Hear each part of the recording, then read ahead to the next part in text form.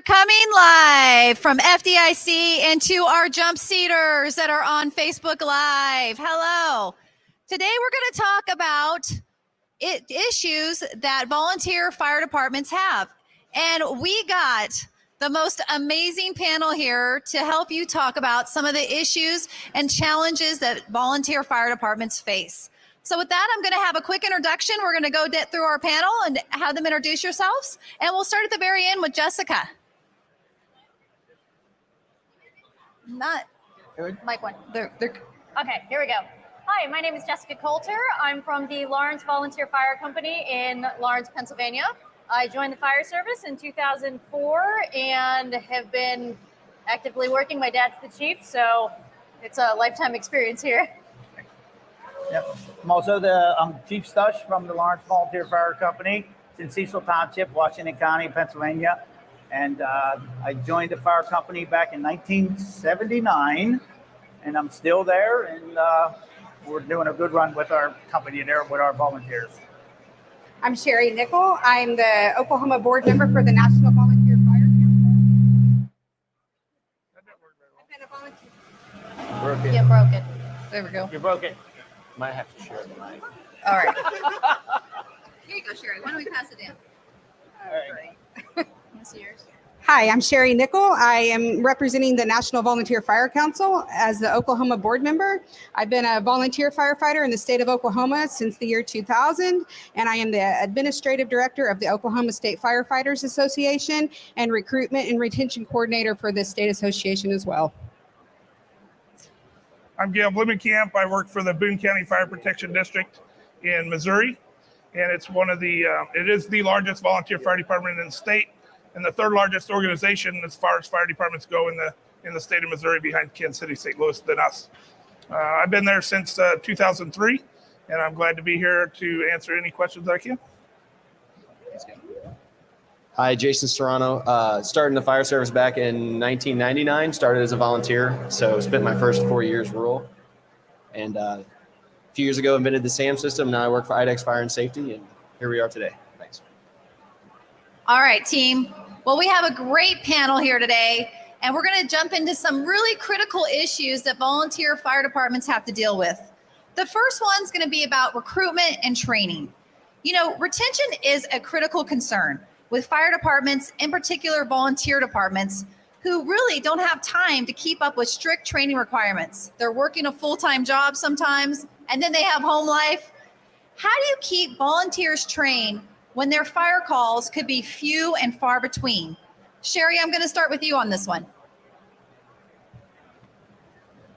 I'm only going to speak for Oklahoma and how we do it there, but we have been successful recently. We acquired a SAFER grant, and we're able to offer training, basic firefighter training with the funds from the grant.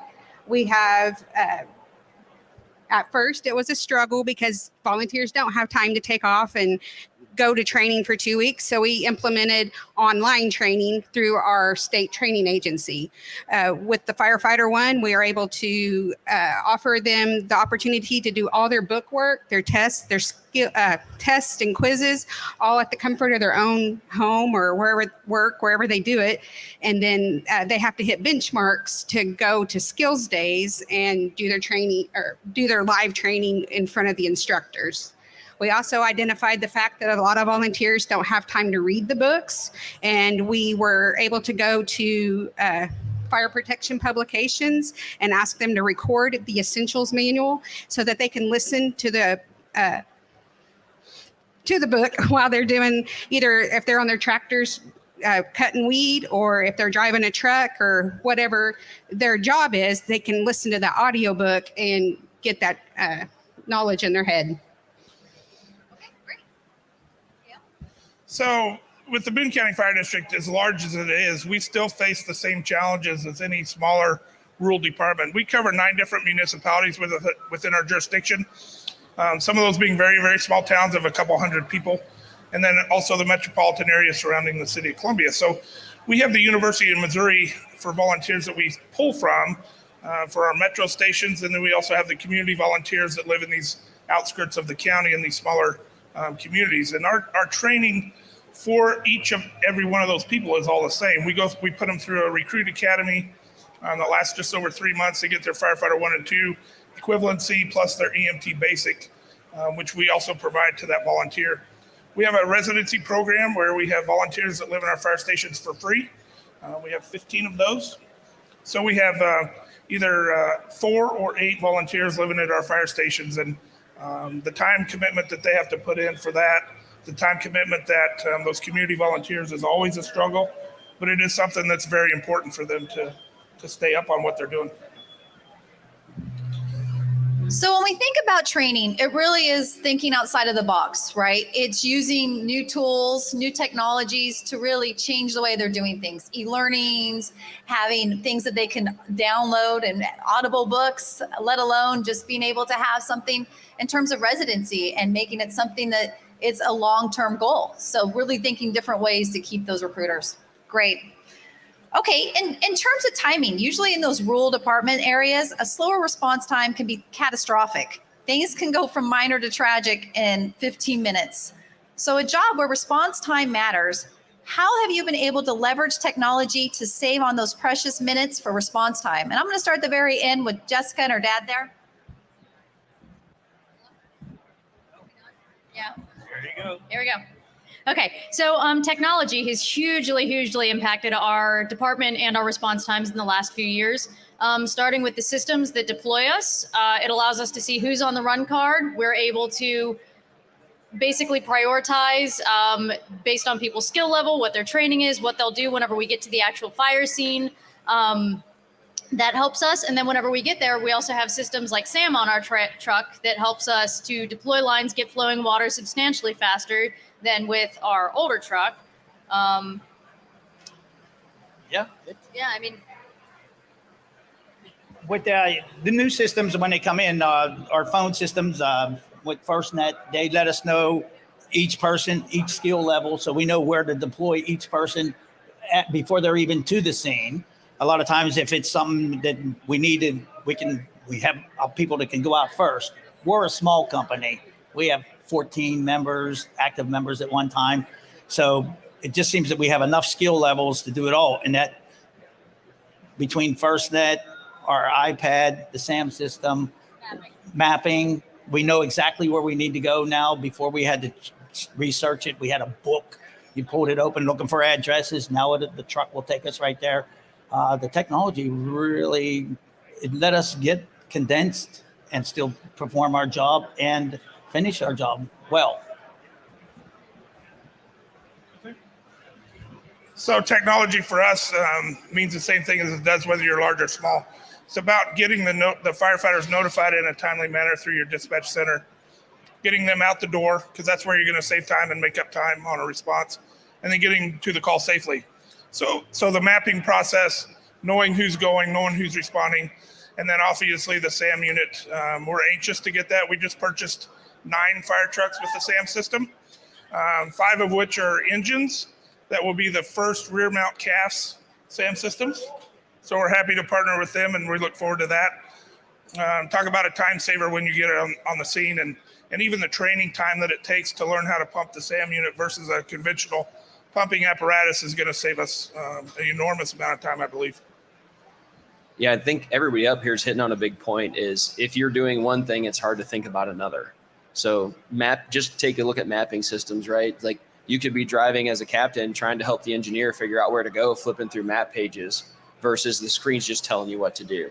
So instead of being focused on map pages, you're focused on, hey, what's radio traffic? What's the information I'm getting? How are we going to deploy people when we get there? So as firefighters, especially, I started as a volunteer and have a lot of help. You don't have many people. You really need to pick and choose what you're focused on, right? So I think everybody up here is making that choice in multiple ways, and it's all coming through technology. Well, and for our group at the end, you mentioned that you guys have SAM technology, and you have a lot of volunteers that are kind of different ages that come up, and you guys kind of shared some of the juniors that you have. How has technology helped in terms of being able to train some of the new juniors that come on board? Sorry. I think one of the biggest things is that it's a technology that they understand. A lot of the younger generations, they know how an iPad works. They know how computer systems work. They might not know the mechanical aspects of an apparatus. And it's so much easier to go through the software. And Sam's so intuitive that it's easy for essentially anyone. Well, the SAM system is their language. It's not my language. So our junior members and our early generation is showing us older guys how to do that. Yeah. Like, really? How do you turn this thing on? But now with the mechanical ability that I've had all over the years, been able to incorporate that with the younger generation, we put them together and we make a team that can do the job. I think technology in general is attractive to the new generation of firefighters, and it makes your department more attractive whenever they can come in and be familiar with the modern day technology. And if you let them do it, that's the big thing. The older guys didn't really want them doing it. What do they know? They know a lot more than what we do. I'm still learning my smartphone. right. And You want to talk about it? How we're recruiting the younger age and how the technology helps. I mean, I'd like to hear your aspect. So Gale's department is extremely unique. He touched on it at the beginning. They recruit from Mizzou. So they literally are running their fire department off of college people who are only there for 4 years, right? And then they're gone, and then you got a new crop. So. Yeah. So our metro stations surrounding the city of Columbia, that's where we get most of our volunteers from, is the university. They come to school. They're born into the fire family, whether it's from St. Louis or anywhere in the country, and they may have an interest in being a volunteer, but yet they also want to go to college. So a lot of those students can come to us, and they live in our fire stations for free. They go through the Recruit Academy, which I'm glad that a couple of our training guys are here, but it's very strenuous, and we put in a lot of hours and a lot of time and effort into these younger volunteers, and we know that they're going to leave. We are kind of a stepping stone of an organization for younger members that want to become career firefighters, and we're proud of that. Mm-hmm. When they can put on their paid application that they come from Boone County, I think that gives them a one-up, because we do a very good job of training, and those people move on, and we're proud of that. Gale, what was something that made you decide to go with the SAM system? So you decided, to implement it on trucks. What was that turning factor for you? Why did you change? So the biggest thing for us was the ability for that engineer to become more effective, more efficient, and safer. Mm-hmm. So once they get on the scene, it's a matter of putting the truck into gear. Now they can start focusing on the fire ground itself, because our trucks will respond with one driver, and they may be the first one to arrive. They have to establish command. They have to come up with their strategy and tactics. They got to put the truck in the pump. They may have to pull a line. So it's about making them efficient and effective and more safe when they're on the scene. Chief Stoosh, you said that you had, you had to kind of change your idea with technology. So I'd love to know what opened your mind to kind of be open to some new technology and to change the way you were doing things when you had, so many years doing the same thing. Me and her were just talking about, when we get deployed on our iPhones, the call comes in. I said, we used to get a fax, and we'd have to read that fax. And then we had a mapping book underneath the passenger seat, and we used to get that up. And now everybody knows where they're going as they're getting dressed. So, okay, this is where we're going. Everybody knows which way to go. Okay, well, who do we have? Well, we have a safety officer on this call. We have 2 interior firefighters. We have 2 support guys. The younger guys were able to. Me and the fax machine get along just fine. They have a hard time with it. Me and the iPhone, that's having a little difficulty. But watching them being able to do anything and everything with it, that was part of it. We sent two of our guys down here to look around for our new purchase of our truck, and they come back with this SAM system. And I'm like, hold on, all automatic. I'm going to work a fire truck with my finger. I need valves, I need knobs. And they're like, no, you wouldn't believe what this thing can do. And then I'm like, well, what's the failure rate? Because there shouldn't be any. And they do have an override. But that's my thought. Mm-hmm. What's the failure? What's the failure? He said the negative thinking. This thing can run the whole scene almost by one guy there, like you said, and get that. And I like your idea of your main firefighters, when you bring them in and you keep retraining them use over and over, that makes you guys even better because you got that same stuff. It's in your head. It's routine, all that training. Yeah. And in that SAM system, I think it's employed. We're going to see how good it works from the rest. We're fairly new at it. We've only had our truck in service 3 months. So that's why we went with that. The young guys convinced the old guys, let's do this. Good open mind. Okay, Gale. So you mentioned about failure, and we had the same questions coming from our staff, the older guys. I'm not sure how we were going to sell them on it. And they talked about the failure of the unit and what if this and what if that. And I just looked at them and said, what if the current fire truck breaks down? What are you going to do? Typically, you don't see the failure on the engine. You're going to see the failure of the person. And it's because they're overloaded. They're focused on too many things. They got too much going on. That first 10 or 15 minutes is very stressful for any seasoned veteran, regardless of how old or where you're from. That first 10 or 15 minutes is stressful. Mm-hmm. So if we can take some of that stress away from that new volunteer, away from that old volunteer, and let them focus on really the fire ground and making sure it's safe, we're just money ahead. Great.